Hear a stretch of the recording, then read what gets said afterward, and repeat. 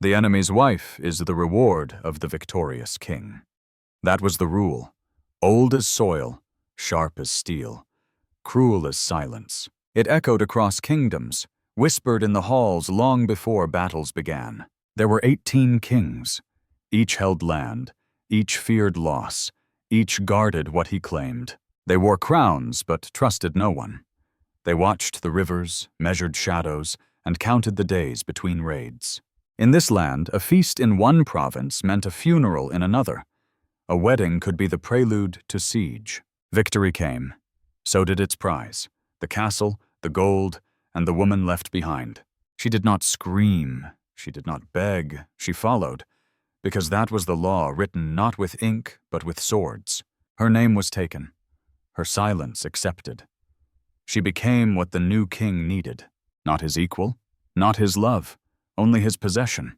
No songs remembered her, no priest gave blessing. She crossed the gate and vanished into history like fog into pine. It was not about desire. It was about dominance, a message carved in flesh. One kingdom gone, one wife taken, one future rewritten. And yet some kings did not forget. Some returned, carrying wounds and memory. They did not want more land. They wanted names, voices lost to winter, eyes that once knew theirs. That kind of war was not fought with flags. It was fought in dreams, in cold corridors of thought where no soldiers stood. One such man walked alone. He brought no army. Only one name carried in silence. Hers. He had seen her once, before ruin came. She had laughed, soft, distant. She had braided herbs not knowing her life would be unmade. She stood now in another man's house.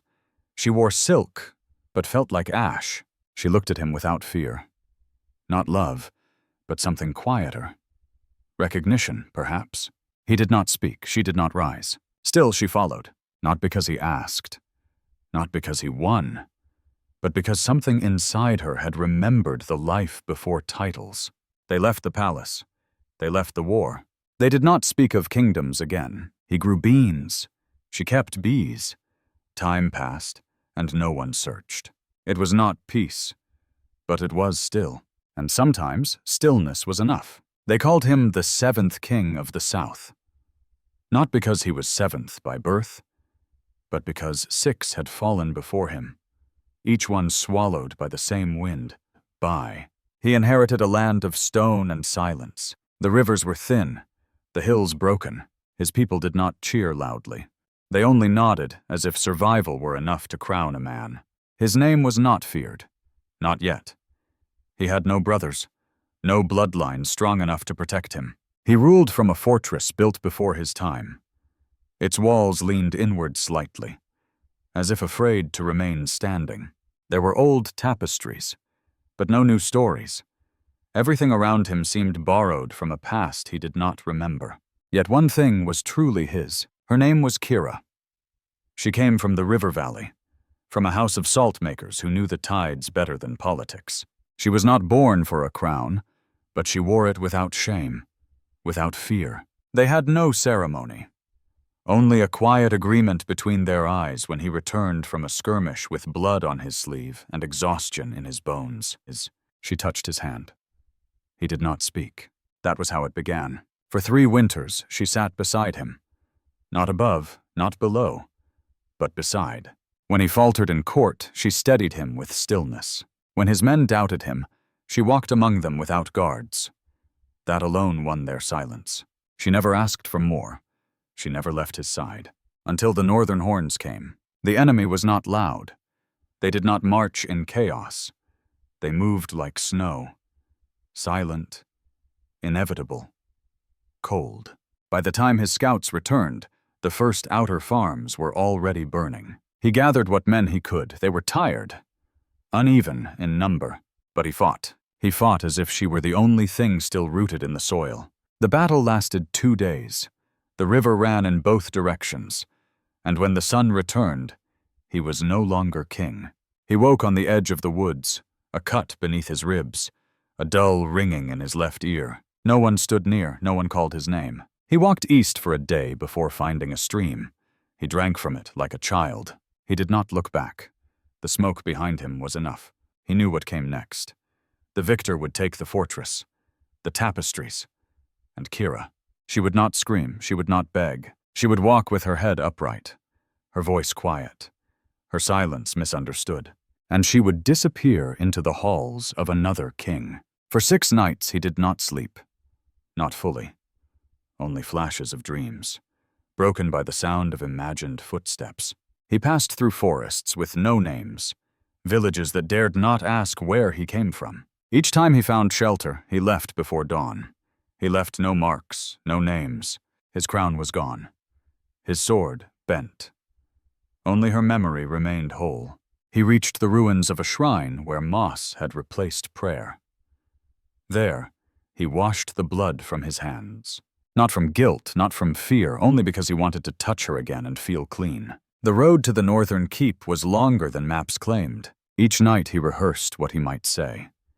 He practiced silence, then words, then silence again. It had been 21 days since he last saw her face, and now he stood at the gate of the man who wore his crown.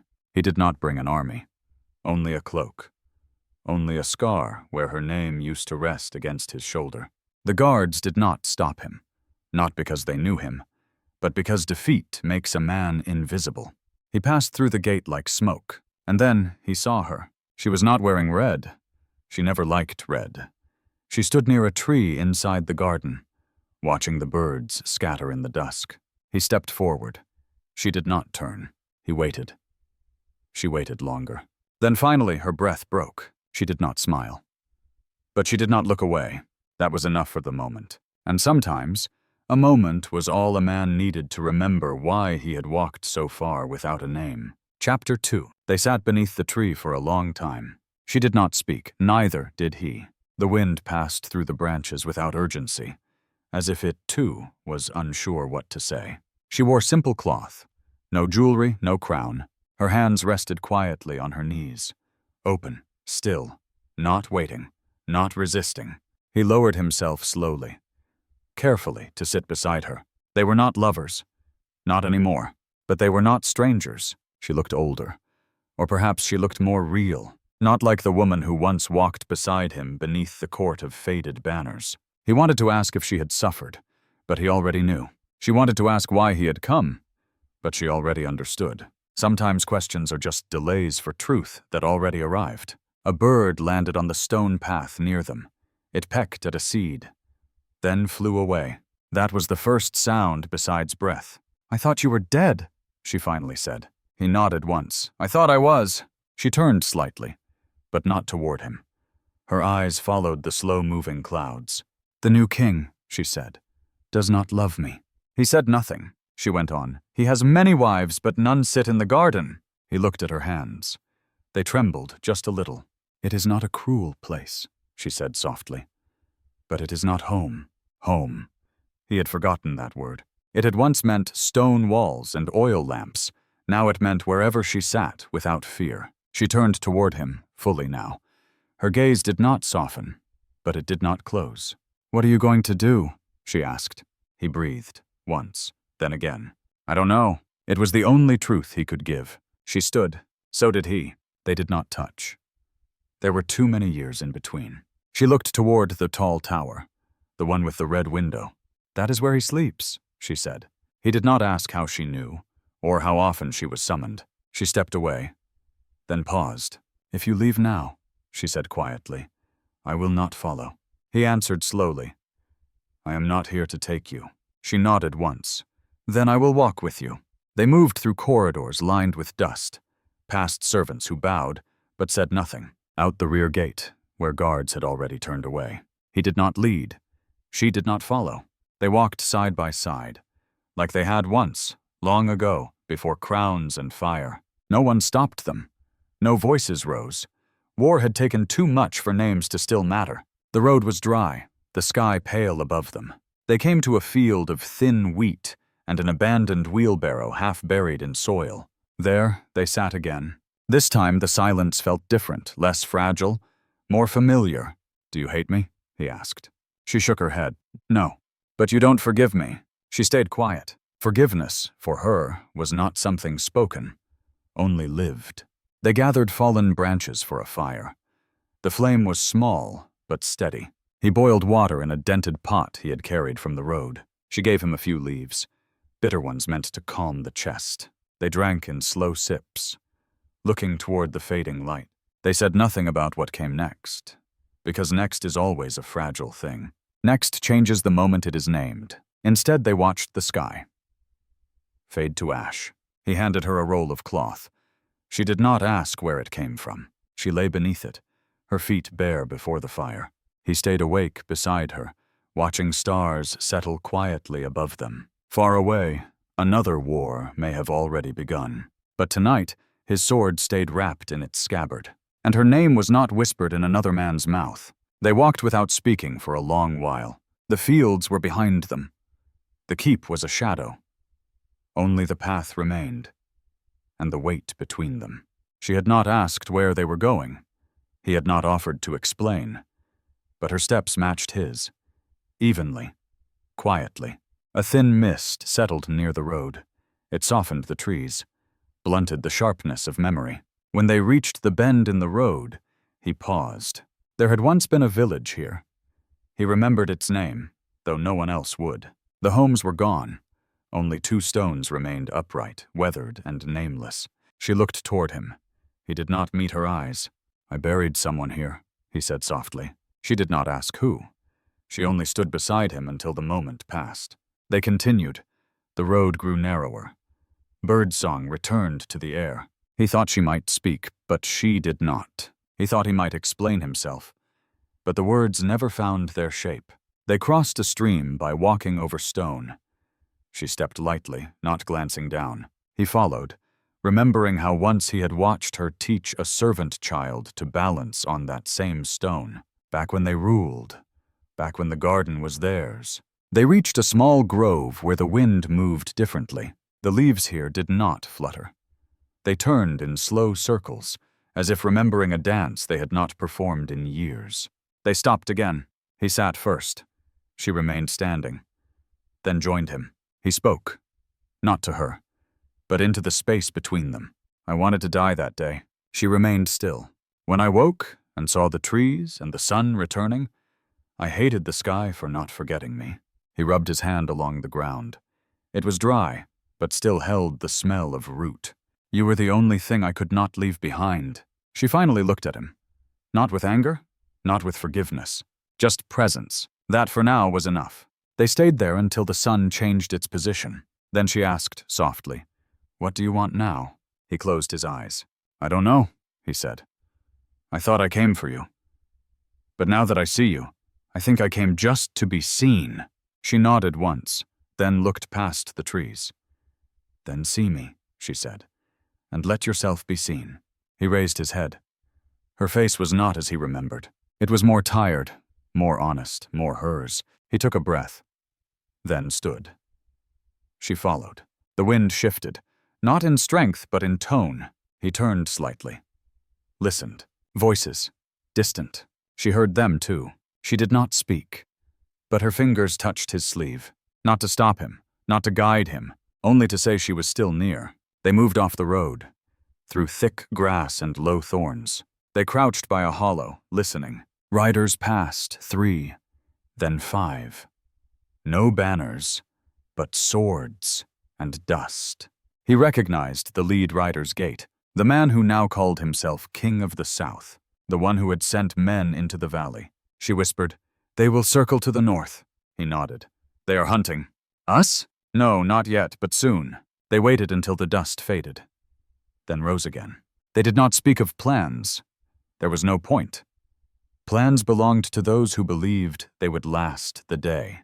Instead, they walked. She did not ask where. He did not offer, and the silence returned, not as burden, but as shelter. Somewhere behind them, a blade was sharpened. Somewhere ahead, a crown was claimed. But between them, only the sound of 2 steady steps, and a wind that remembered what loyalty used to feel like. They came upon an old stable sunk partly into the earth. The roof had caved. The doors were gone. Inside, only dust and broken slats remained. but it was enough for shelter. She stepped in first. He waited, then followed. The smell of old straw still clung to the beams, a scent of time not yet washed away. She sat on the floor, knees drawn close, head bowed. He watched the way light filtered through gaps in the wall. He had once lived in gold. Now he sat in gray. He did not mind. She closed her eyes, but did not sleep. Her shoulders stayed tense. Her hands pressed flat against the ground as if grounding herself from memory. He leaned back against the broken wall and let the air settle around them. No words passed, no questions formed. The wind outside changed. It had more weight, more whisper. "Do you think he'll chase us?" she asked. He answered slowly. "He will wait. He will let others do the chasing. He has more kings to fight, more crowns to steal." She looked toward the doorless frame. The wind scattered leaves inside. "He will not forgive us," she said. He shook his head. "He was never taught how." She nodded, then asked something he had not expected. "Would you have done the same?" He blinked. "Taken another man's wife?" "Yes." He let the question breathe. Let it sit between them like a third presence. "I don't know," he said at last. "I want to say no, but I was raised among men who did not wait to ask." She accepted his answer by not asking again. They left the stable before the sky darkened fully. The path beyond was overgrown. Roots curled underfoot. The forest narrowed. But they moved without hesitation. Each step was smaller now, but more certain. At the edge of the woods, they saw smoke. A single line. Thin. Steady. A house, still standing.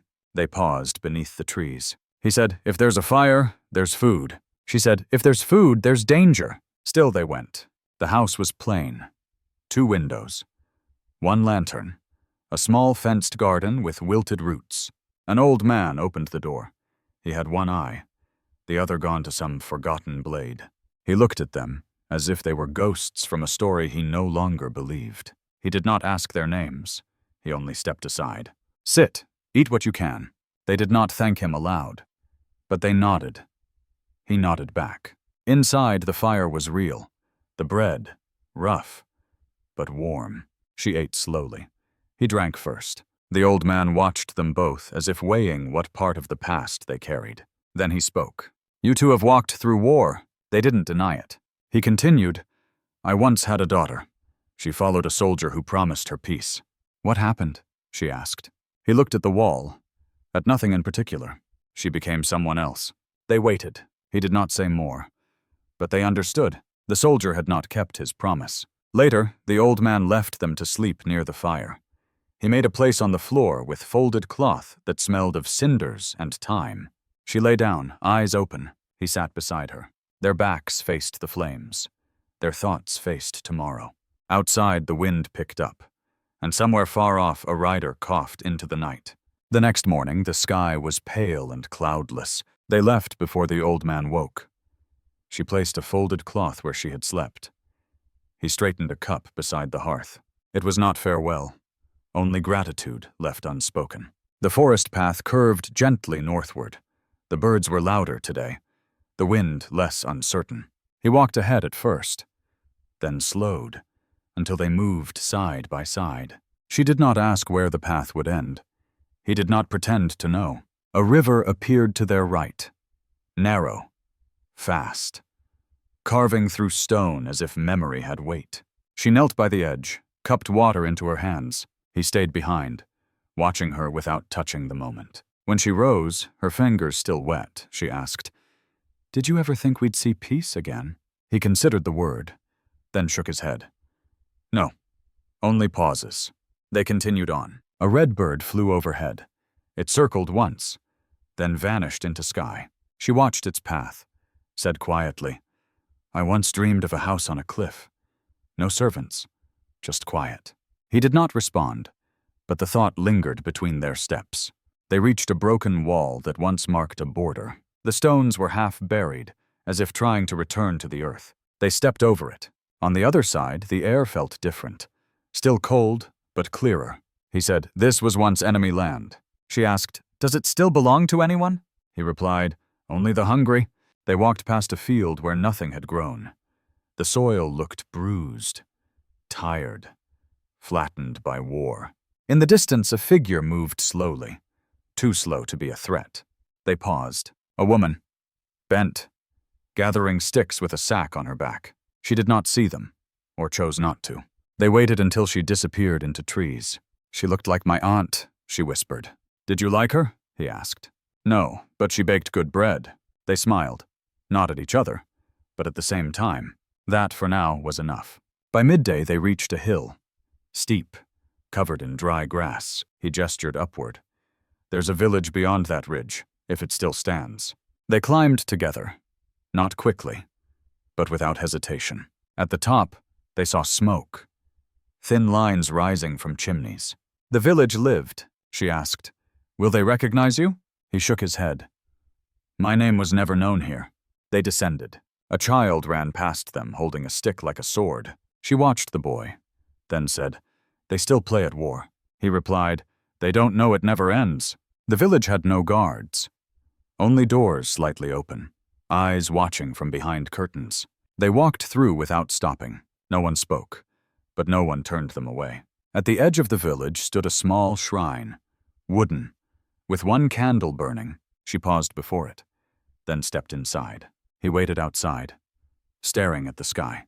When she returned, she did not explain, and he did not ask.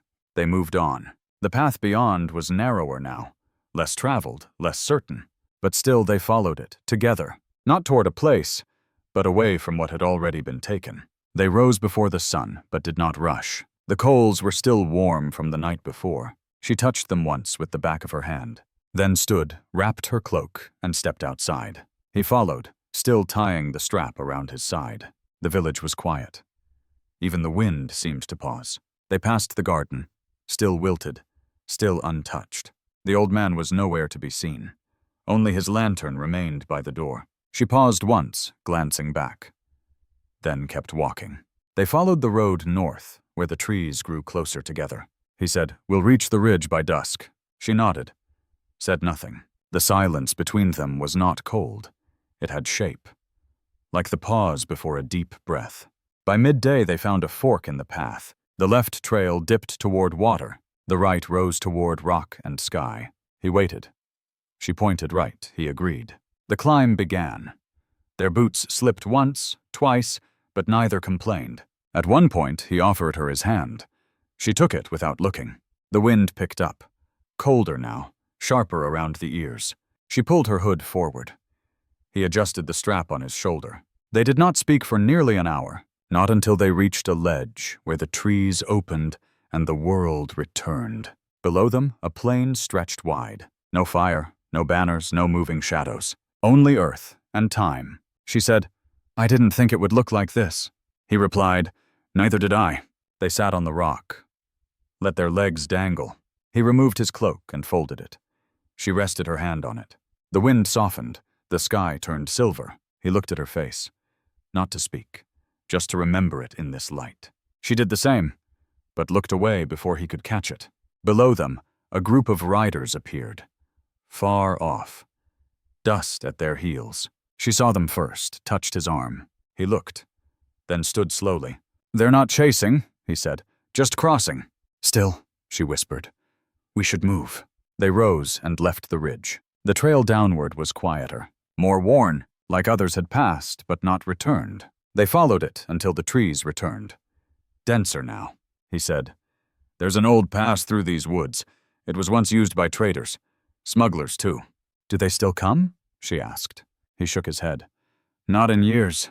The trees swallowed the light. Their footsteps grew softer. He kept his hand on the hilt. She kept her eyes on the shadows. But nothing came. Not sound, not beast, not man. Only stillness. When night fell, they did not make fire. Only lay beneath a tree, sharing a cloak, watching the stars arrive one by one. She said, "If we survive, what then?" He answered, "If you stay, I will too."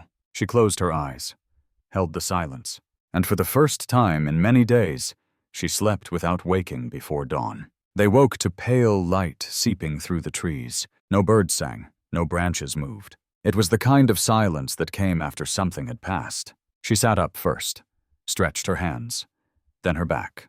He followed, slowly rising, checking his belt and the dull weight of his steps. They did not speak, but their breath matched pace. The trail ahead was less worn now. Grass pushed through it. Dew clung to every leaf. They walked through it quietly. He said, "We should reach the outer hills by evening." She asked, "And after that?" He looked ahead, past the bend. "Then we wait." "Wait for what?" "For a moment when no one follows." She didn't respond, just kept walking. By noon, they came upon a stone bridge, cracked, but still holding. A thin stream ran beneath. Cold, fast, quiet. They paused, each on a different side. She placed her foot on the first stone. It didn't shift. She crossed. He watched, then followed, together again. He said, "This bridge was once guarded day and night." "By who?" "My uncle, before he lost his sons." "And after?" "He stopped guarding." She nodded, did not ask more. The road after the bridge was brighter, not from sun, but from something lighter in the air. She smiled briefly, then hid it. They passed a field of short green trees. No fruit, just leaves and silence. He said, "This was orchard land, long before my time." She walked among the trees, trailing her fingers across the bark. "Some things still stand even after hunger," she said. He watched her, but said nothing. They rested under a wide trunk, roots like ribs, twisting from the ground. He removed his boots. She poured water from their shared flask. They sat with their backs to the same tree, the same stillness. But now it felt less heavy. After a while, she asked, "Do you still believe in kings?" He shook his head. "Not as I did. Not after watching how they take and forget." "And what are we now?" He looked at his hands. Scarred. Weathered. Something smaller, but maybe stronger. She leaned her head against the bark and closed her eyes. He listened to her breathing as the sky began to change again. Soft gray. No sun, but not yet storm. They rose, gathered their things, continued. By dusk, they saw smoke in the distance. He paused, pointed. "That's not village smoke." She nodded. I know, that's cooking fire, or signal." They stepped off the road, moved lower into the tall grass. The wind changed, carried voices. Soft, not many. He whispered, "We watch, we do not speak." She crouched beside him, eyes narrowed. Beyond the hill, 4 riders. 3 seated, 1 walking. They were not armed for war, but their horses wore old armor, and their backs held banners with no colors. She asked, "Do you know them?" He replied, "No, but they ride like men who lost something." They waited until the riders disappeared, then stood again. Neither spoke for a long while. Finally, he said, "We keep going." And she answered, "Yes, we always do." Night fell quietly as they left the orchard fields behind. The moon had not risen yet. Only stars scattered across the sky like quiet reminders of things too far to hold. She walked closer to him now, not touching, but near enough to sense his breath. The path curved downward toward lower ground and darker trees. He slowed, listening with his whole body. No sound but the wind. No birds, no drums. They passed an old post with faded markings. He paused. "Once this path led to the Twin Lakes." She asked, "Are they still there?" He looked to the north. "Only one now. The other dried after the siege." They kept walking. Soon, the trees grew too thick. They turned from the path and found an open patch under an ash tree to rest. She sat down without removing her cloak. He searched for dry branches. Found a few, but they did not light a fire. He said, "We're too close to watchful eyes." She agreed with silence. The night grew colder. He moved closer, offering warmth without a word. She did not refuse. Above them, the stars began to blur as a thin mist crept through the branches. She whispered, "Sometimes I think the mist remembers more than we do." He looked at her. "Memories have roots. Mist has none. It only lingers." She closed her eyes.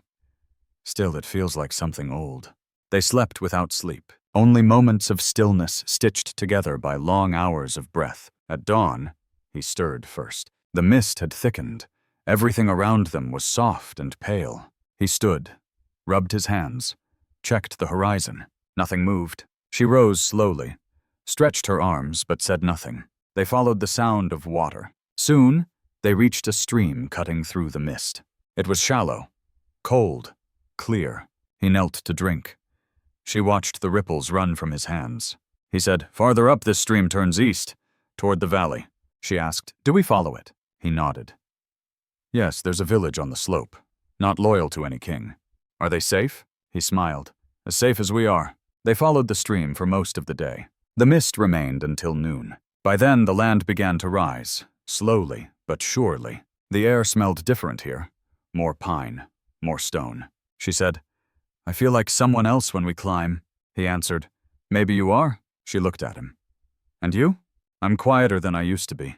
They walked until their legs ached. Near dusk, they saw rooftops carved into the slope. No smoke, but faint sound, hammer on wood. They stopped before the final turn. He said, "We don't ask questions, we trade. We move on." She nodded. "I understand." He looked at her face, then looked away. Not because he had to, but because it hurt to want something that kept walking. Then they entered the quiet village on the slope, where names were better left unspoken. The village was quiet. Not dead, just careful. Each house built low into the hillside, half stone, half earth. Doors stayed closed. Windows narrow, but not hidden. They walked slowly, steps measured, faces wan. No one greeted them. But no one turned away. A child peeked from a doorway, vanished before either could smile. He gestured to a wooden post. Faded symbols carved from older times. This village was once a retreat for outlaws, men who served kings, then ran from them. She read the symbols. "Is that still true?" He nodded. "Sometimes running becomes tradition." They followed the slope to the center. There, a square, simple, with a stone basin, no water inside.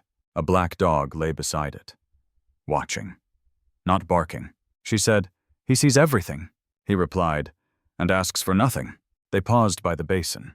He removed a pouch from his side. Grain. Dried figs. Left them on the edge. The dog did not move. They turned toward the only house with a hanging cloth at the entrance. He whispered, "This is where the elders stay. They won't offer much, but they won't deny rest." She stepped first. He followed. Inside, a room carved into rock, cool, dim, smelling of ash and pressed herbs. 3 old men sat. One opened his eyes. "You've crossed rivers and burnt trails," he said.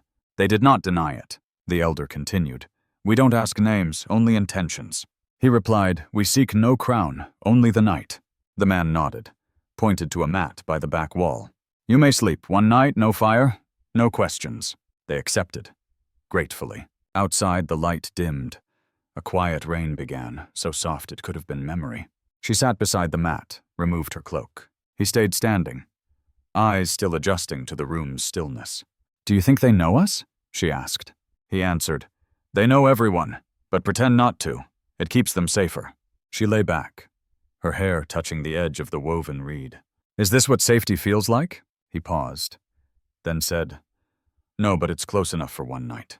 The elder stirred, pulled a blanket from behind him, placed it near their feet, then turned away, silent again. The rain thickened, now steady, now real. She closed her eyes. This time, with ease, he lay beside her, still dressed.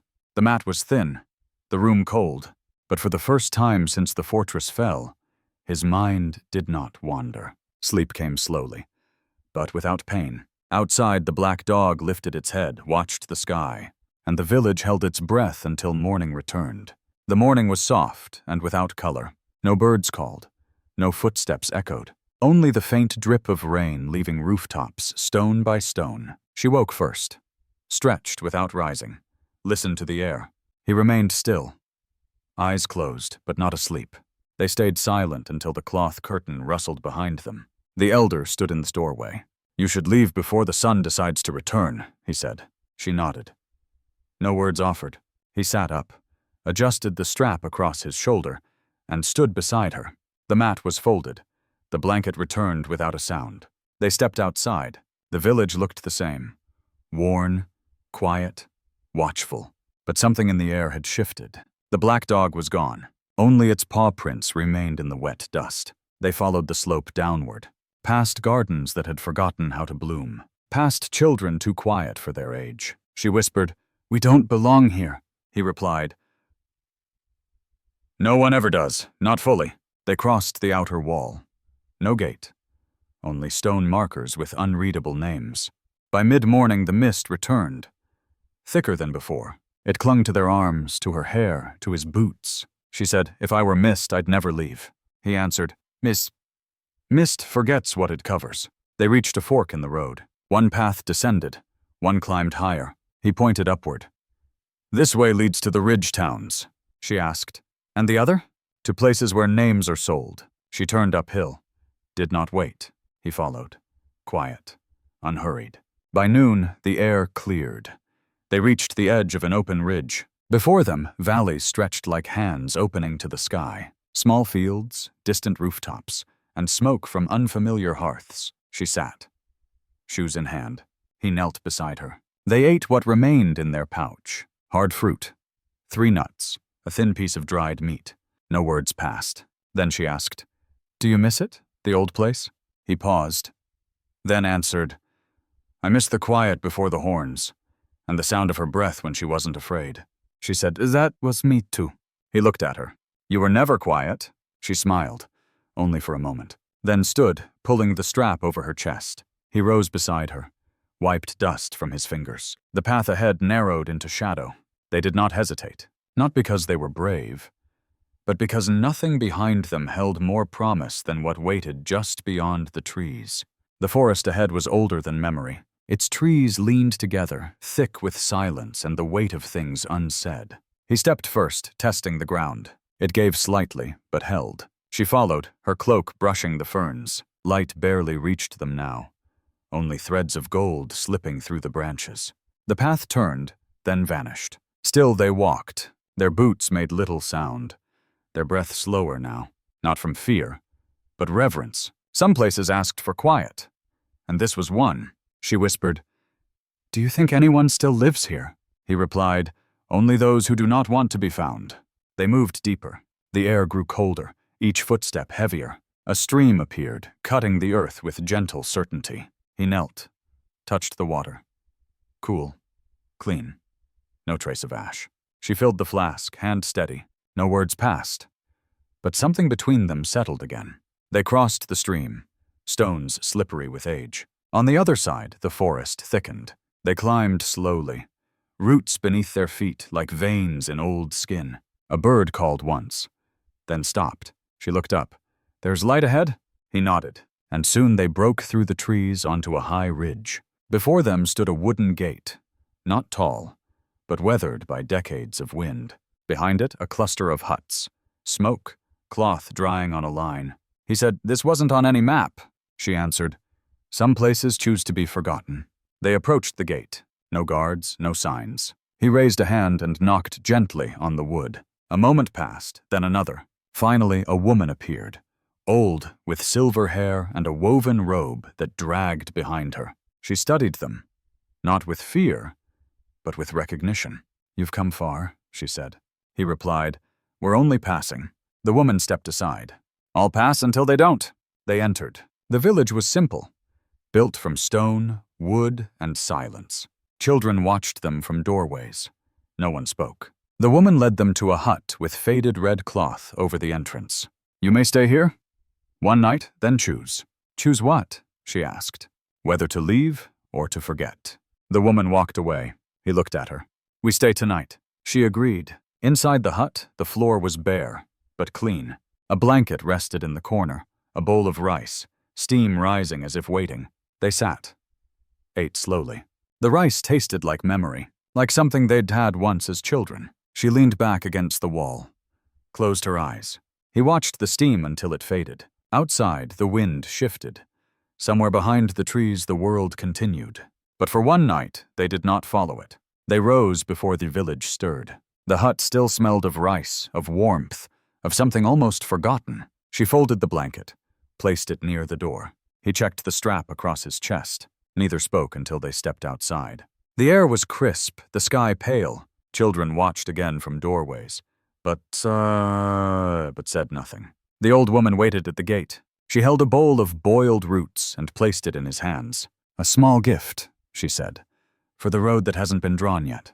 He bowed his head, took the food. She looked at the woman beside him, then said, "You are not just following. You are choosing." The younger woman did not answer, but her fingers tightened on the edge of her cloak. They left without farewell. No one waved, no one stopped them. Some places knew when to hold and when to release. They followed a thin trail cut into the ridge. It rose slowly, wound like thought. Steady, but unsure of its end. By midday, they saw the valley below. New land, new sky, and a ribbon of river snaking between it all. She asked, "Have you ever been there?" He shook his head. "No, but it looks like a place that listens." She smiled softly. They descended. The wind grew stronger, not cold, just present, like something watching without judgment. Halfway down, they paused beneath an outcrop of stone. He set down the pouch, opened the bowl, offered her the first root. They ate in silence. Each bite tasted like the earth. She asked, "What will we be in that valley?" He looked at her. "Alive, I hope, and maybe unnamed." "Unnamed?" "Yes, not erased, just unwritten." She nodded slowly, then said, "I would like that." They continued. The slope turned steep. Rocks loosened beneath their feet. But neither stumbled. They had learned how to fall without falling apart. As dusk approached, they neared the water. It shimmered. Not gold, not silver, but something in between. A heron stood in the shallows. "Still as stone," she whispered. "Even the birds have their places." He replied, "We'll find ours. It doesn't have to be grand." They followed the riverbank until the grass deepened. He stopped, pointed toward a small rise. "There. We'll sleep above the water." They climbed the short hill. No trees, just open sky. She lay on her side, faced the stream. He sat beside her, watching shadows move across her face. Night came slowly. No sudden dark. Only the soft retreat of color and sound. She said, "Do you think they'll chase us?" He took a long breath. "No, not here, not now." She closed her eyes, held still, and the valley held them both without asking who they had been. They rose before dawn, carried only what memory had not taken. The hill was damp. The grass bent easily under their steps. Mist clung to their cloaks, soft as breath, silent as forgiveness. She walked ahead this time. He followed, a little slower, but with steadier feet. Below them, the river turned toward something unseen. They didn't ask where it ended. Some paths are meant to be followed without knowing. They reached the edge of a wide plain. Beyond it, fields grown wild, abandoned tools, fence posts broken but still standing. She paused beside a wooden frame, once part of a barn. "People lived here," she said softly. He nodded, and left quickly. They moved slowly, stepping over roots and rusted iron. At midday, they came upon a stone marker. No names, only a carved ring worn by weather and the quiet passing of years. He touched the top of it. "Burial ground?" She shook her head. "No. I think it was a promise, or a warning." They did not stay long. Past the marker, the land grew higher again. Not steep, just enough to remind the legs. She said, "I dreamed of water last night, but it wasn't a river." He asked, "What kind was it?" "A lake, still. No wind and a boat, but no oars." He smiled faintly. "Sounds like peace with nowhere to go." She didn't reply. They reached the crest as the wind shifted. In the distance, smoke. Thin. Rising. He pointed. "Someone's ahead. Maybe a homestead." She asked, "Do we approach?" He studied the trail. "We'll wait until evening light. It's harder to lie in twilight." They waited beneath a leaning tree. A fruit hung above them, barely formed. She reached for it, then stopped. "Not ready," he agreed. Like many things. At dusk, they moved again. The trail narrowed into a grove. Thick branches. Birds retreating. Soon the house appeared. Low roof, stone base. A lantern flickering on a hook by the door. They stood in the clearing. He said, "Let me speak first." She nodded. He stepped forward, knocked once. A young woman answered, eyes sharp, hands steady. She looked them over, then stepped back. "Come in, if you mean no harm." They entered. The room was warm, filled with the smell of boiled roots and old paper. A child sat by the wall, drawing with charcoal on a flat stone. She looked up, then looked down. "No fear, just habit," the young woman said. "My name is Lara. You may rest, but we don't offer much." He replied, "We don't need much. Only space where no one asks what we were. She gestured to the mat. Then you've come to the right roof. They sat. She gave them tea with no sweetness, but the warmth was enough. As night fell, they lay quietly. No dreams, only breath and the sound of a child finishing her drawing in the dark. Morning came with the sound of boiling water. Lyra stood near the fire, stirring a pot with slow, practiced hands. The child slept with her head against a folded cloak. He rose quietly. She was already awake, watching the sky through a gap in the wall. "It might rain," she whispered. He nodded. "Let it. We've walked dry for too long." Lyra served them each a bowl of root broth. No words, just a nod and a quiet glance. They ate in silence. The steam warmed their faces. The child awoke, looked at the strangers, then returned to her charcoal as if nothing had changed. Lyra spoke at last. "There's a river east of here. It runs clean. Sometimes fish gather where the rocks break." He asked, "Do you fish there?" She shook her head. "Not anymore. Too many strangers. Too many eyes pretending not to watch." He understood. Strangers meant danger, even when they smiled. They helped clean the bowls, folded the mats, prepared to leave. Lyra did not stop them, but she walked with them to the edge of the trees. "There's a path," she said. "Hidden, but it's older than the road. Follow the hawk signs on the trees." He asked, "Why hawks?" She replied, "They return but never stay, like you." Then she turned back, vanished into the morning light. They followed her direction. The child never waved, only watched until the forest swallowed them again. The hawk signs were faint, scratches in bark, barely visible to those who didn't know what to seek. She spotted them first, pointed with a quiet hand. The trail narrowed, then widened again. The forest thinned. The air carried the scent of crushed pine and wet stone. He said, "She knew how to survive." She replied, "She knew how to disappear." By midday, they found the river. Broad, cold, alive. They crossed at a bend where the stones gathered in clusters. The current tugged, but they kept their footing. Once across, they rested. She removed her shoes, let her feet touch the riverbank. He sat beside her. A hawk circled high above. He looked up. "Do you think she was right about us?" She did not answer, but her eyes followed the bird until it vanished into the clouds. They continued walking, now quieter, now slower, not from weariness, but from something settling inside them. They came upon an open field, no houses, only wind, and the outline of a wall that had fallen long ago. She stepped inside the ghost of the structure, stood still. He joined her. They said nothing. Some ruins do not ask to be remembered. They offer space and silence, nothing more. He touched her hand. She didn't pull away, and for a long time, they stood in the hollow bones of something once whole. They left the ruins without speaking. The wind followed, but did not press. Beyond the field, the grass grew taller. She brushed it aside with each step. He walked close behind. No trail remained, only direction. They passed a grove of crooked trees, branches like arms bent in prayer. She asked, "Have we passed here before?" He paused. "I don't think so. But it feels familiar." She looked up. No birds. He listened. Not even insects.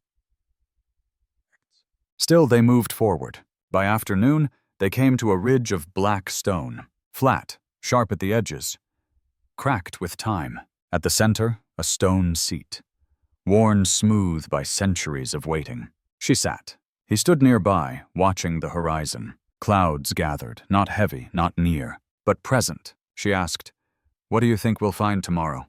He replied, "I stopped asking after the fifth king fell." She looked at him. "You didn't speak of that before." He nodded slowly. "Some defeats take longer to name." She waited. He sat beside her. "When the fifth king died, they said he fell from a horse." He paused. "He didn't." She said nothing. "I was there. I watched. He saw the blade and didn't lift his sword." She asked, "Did he know it was you?" He nodded. "Yes." She said, "Then he forgave you, before it ended." He did not reply. They sat quietly until the wind shifted again. He said, "We should keep moving." She stood. The ridge sloped downward into a shallow valley. No houses, only a line of broken trees and the hint of a dry stream bed. They followed it. The air was thick with the smell of stone. No birds, no leaves rustling. Only the sound of two people walking without armor, without banners, without weight. As evening neared, they found a ledge overlooking the plain. She dropped her cloak to the ground. He sat beside it. They shared the last of the roots Lara had given them. She asked, "Would you return to take back what was yours?" He answered, "No. What was mine taught me how to lose." She looked toward the sky. "It will rain tonight," he agreed. "But not here, not yet." She closed her eyes. The stone beneath her held warmth from the sun. He leaned back. Let the silence settle again. And as the stars began to break through the veil above, they did not speak of kings or crowns or war, only of the path ahead, and whether it might finally lead to stillness. They woke before the light arrived. The world was still blue, shaped by breath, not shadow. She wrapped her cloak without a word. He tightened the strap across his chest. The air felt clean, as if last night had washed something away. They walked east, where the plain rose toward another silence. No signs, no warnings, only a faint curve in the horizon, a hint of something neither of them had seen. She said, "There's a village beyond this rise. I can feel it." He nodded. "If there is, we'll keep walking. If there isn't, we'll still keep walking." She didn't smile, but she didn't turn away. They crested the hill and looked down. No houses, no smoke, no people, just fields and wind. But it was not empty. A tree stood in the center, alone, its branches bent but not broken. They walked to it. He placed his hand against the bark. Rough, warm, alive. She stepped around the trunk and found a mark, a carved line, thin but deliberate. A symbol, not of war, not of kings, but of a place once chosen for peace. They sat beneath the tree. She said, "This is far enough." He agreed. "Far enough to begin again." They unpacked the pouch. It was nearly empty. Only a few roots, a single knife, a folded scrap of cloth from a place they did not name. She placed the cloth beneath a stone. He cut 2 branches with the knife, bound them together, planted the shape in the ground beside the tree. Not a grave, not a warning, just a sign that someone had passed here and stayed long enough to change. She asked, "Do you remember your name?" He paused, then said, "Yes, but I don't need it now." She looked toward the fields. "I never liked mine." He said, "Then let's bury both. Let the wind carry what it wants." They watched the sky begin to shift, pale gold, then deeper. The sun rose without rush. Birds returned. Quiet, but certain. He stood, held out his hand. She took it, not as a gesture, but as a truth.